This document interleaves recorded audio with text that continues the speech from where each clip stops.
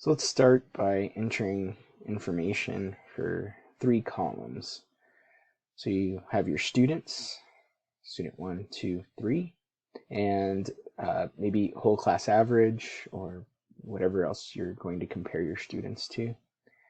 The pre-assessment and the post-assessment are the next 2 columns. Then you can enter the comparison data. So let's say you're going to use percentages because then it matches. So let's say student 1 got 85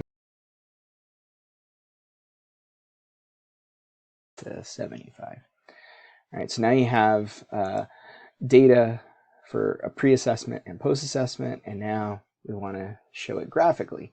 So all you do is highlight the information that you want to display, and then you're going to click this Insert Chart button, and the spreadsheet will read it and create a chart for you. Now, so this one's like perfect. It shows, you know, the comparison in a nice graphic way. It might not be that default. You know, it might do something like this, but that really doesn't show what you want.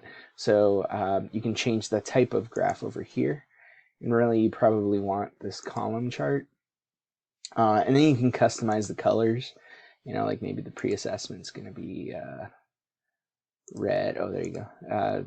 You know, you can choose any of these colors, like maybe you want to use your school colors or something. All right, and that's it. The cool thing about this is that once you change the data in here, it automatically changes in the graph. See?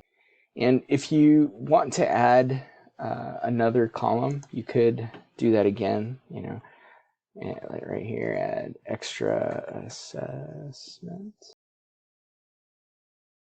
All right, and hey, that didn't pop up there. So all you would do is highlight it again, click insert graph, and it updates.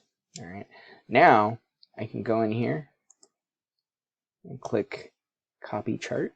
So now that I've copied it, I can go into my reflect micro-credential and click inside the data analysis box and hit Control V to paste, and I get this option to link the spreadsheet, and I want to do that because, all right, so now there's the spreadsheet here, and I can explain the data right there, right?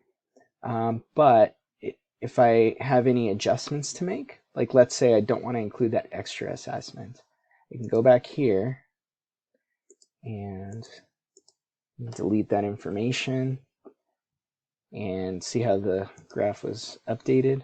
I can go back over here and this little update button pops up and I can click there, and now my graph is updated. Hope that helps.